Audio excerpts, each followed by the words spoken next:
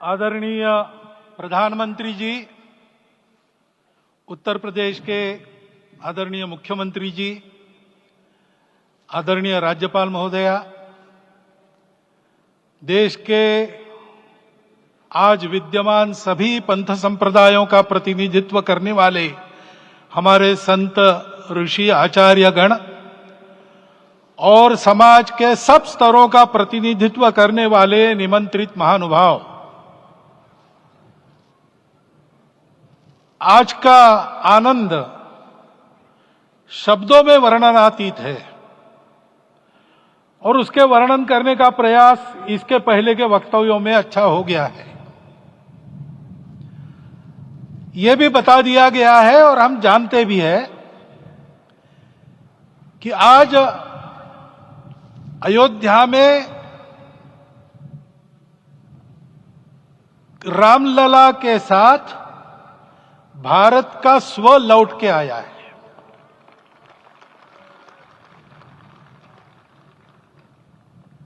और संपूर्ण विश्व को त्रासदी से राहत देने वाला एक नया भारत खड़ा होके रहेगा, इसका प्रतीक आज का कार्यक्रम बन गया है। ऐसे समय में आपके उत्साह का, आपके आनंद का वर्णन कोई नहीं कर सकता। हम यहां पर अनुभव कर रहे, पूर्ण देश में यही वातावरण है।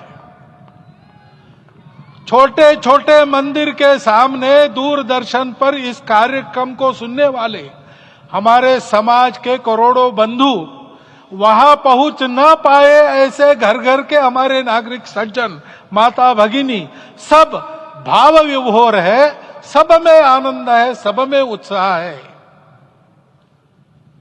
और ऐसे समय में जोश की बातों में थोड़ी सी होश की बात करने का काम मुझे ही दिया जाता है। आज हमने सुना कि इस प्राण प्रतिष्ठा महोत्सव में पधारने के पूर्व प्रधानमंत्री जी ने कठोर व्रत रखा। जितना कठोर व्रत रखने को कहा था, उससे कई गुना अधिक कठोर व्रताचरण उन्होंने किया। मेरे पुराना उनसे परिचय है, मैं जानता हूं वो तपस्वी है ही, परंतु वो अकेले तप कर रहे हैं, हम क्या करेंगे। अयोध्या में रामलला आए, अयोध्या से बाहर क्यों गए थे? रामायण में क्यों गए थे बाहर? तो अयोध्या में कलह हुआ।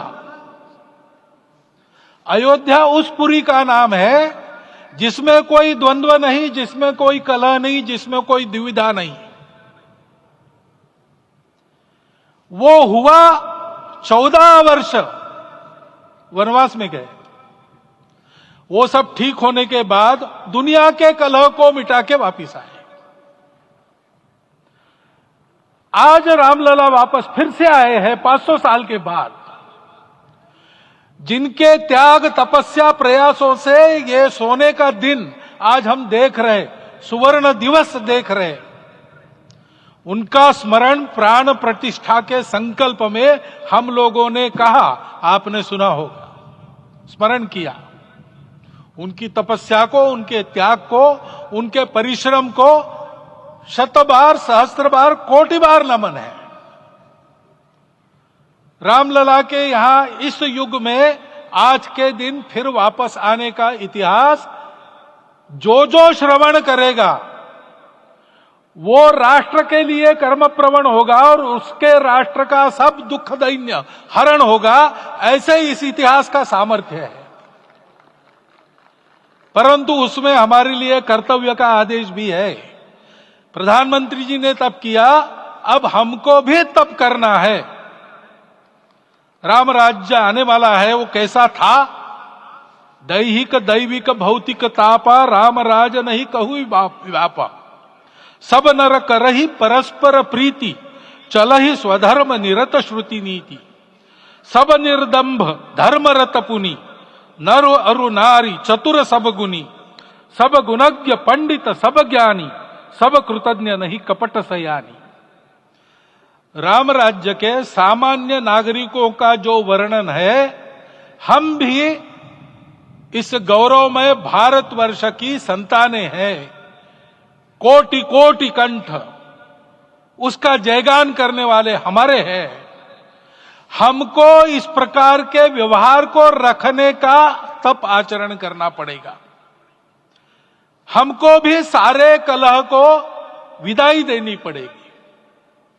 छोटे छोटे परस्पर मत रहते हैं, छोटे छोटे विवाद रहते हैं, उसको लेकर लड़ाई करने की आदत छोड़ देनी पड़ेगी। आखिर है क्या? ये बात बताई वो सामान्य नागरिक कैसे थे? निर्दंभ, प्रामाणिकता से आचरण करने वाले, केवल बातें करने वाले नहीं और बातें करके उसका अहंकार पालने वाले नहीं थे। काम करते थे, आचरण करते थे और अहंकार नहीं था। ऐसे वो थे और धर्मरत थे। यानी क्या थे? इस पर कठिन भाषा में प्रवचन बहुत लंबा हो सकता है, लेकिन थोड़े में धर्म के जो 4 मूल्य जिनकी चौखट पर धर्म है, ऐसा श्रीमद् भागवत में बताया है, सत्य, करुणा, शुचिता, तपस, उसका आज हमारे लिए युगानुकूल आचरण क्या है? तो सत्य कहता है कि सब घटों में राम है, ब्रह्म सत्य है, वही सर्वत्र है। तो हमको ये जानकर आपस में समन्वय से चलना होगा, क्योंकि हम चलते हैं, सबके लिए चलते हैं, सब हमारे हैं, इसलिए हम चल पाते हैं। और इसलिए आपस में समन्वय रखकर व्यवहार करना, यह धर्म का पहला जो पैर है, सत्य, उसका आचरण है। करुणा दूसरा कदम है, उसका आचरण है सेवा और परोपकार। सरकार की कई योजनाएं गरीबों को राहत दे रही, सब हो रहा है, लेकिन हमारा भी कर्तव्य है, ये सब समाज बांधव हमारे अपने बंधु है।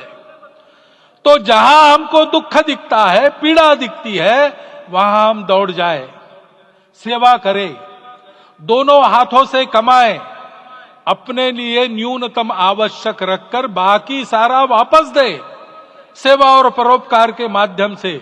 यह करुणा का अर्थ आज है। शुचिता पर चलना है, यानी पवित्रता होनी चाहिए। पवित्रता के लिए संयम चाहिए,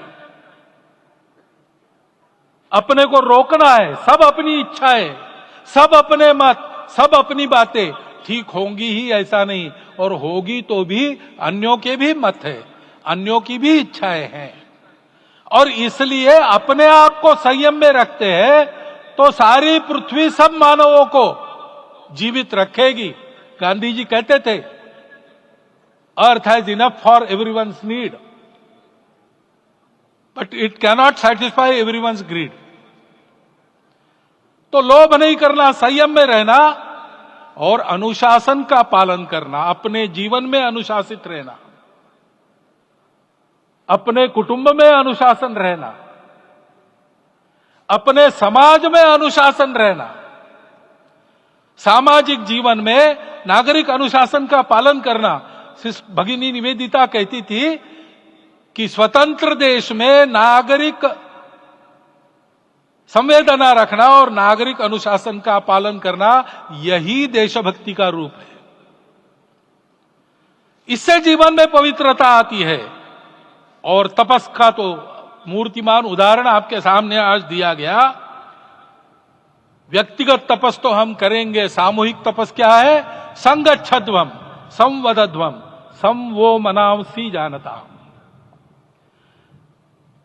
हम साथ चलेंगे, बोलेंगे आपस में, उसमें से एक सहमति का संवाद निकालेंगे, एक ही भाषा बोलेंगे, वो वाणी मन वचन कर्म समन्वित होगा और मिलके चलेंगे, अपने देश को विश्वगुरु बनाएंगे। ये तपस हम सबको करना है। 500 वर्षों तक अनेक पीढ़ियों ने लगकर परिश्रम करके प्राणों का बलिदान देके खून पसीना बहाकर आज ये आनंद का दिन सारे राष्ट्र को उपलब्ध करा दिया। उन सबके प्रति हमारे मन में कृतज्ञता है। मैं यहां बैठता हूं तो मेरे मन में विचार आता है कि मुझे बिठाया, मैंने क्या किया। वो तो जो उन्होंने किया उसका प्रतिनिधि भी मुझे बनाया गया है। उस प्रतिनिधि के नाते मैं ये अवदान स्वीकार करता हूं और उन्हीं को अर्पण करता हूं। परंतु उनका ये व्रत हमको आगे लेके जाना है। जिस धर्म स्थापना विश्व में करने के लिए राम का अवतार हुआ था, उस धर्म स्थापना को अनुकूल स्थिति अपने आचरण में अपने देश में उत्पन्न करना, यह अपना कर्तव्य बनता है। रामलला आए हैं हमारे मन को आह्लादित करने के लिए, उत्साही करने के लिए, प्रेरणा देने के लिए, साथ साथ इस कर्तव्य की याद दिलाकर उसमें कृति प्रवण करने के लिए आए हैं। उनका आदेश सर पे लेके हम यहां से जाए। सब लोग तो यहां आ नहीं सके, लेकिन वो सुन रहे, देख रहे। अभी इसी क्षण से इस व्रत का पालन हम करेंगे तो मंदिर निर्माण पूरे होते होते विश्व गुरु भारत का निर्माण भी पूरा हो जाएगा। इतनी क्षमता हम सबकी है। इसका मैं एक बार स्मरण देता हूं, आप सबको धन्यवाद देता हूं और मेरे 4 शब्द समाप्त करता हूं।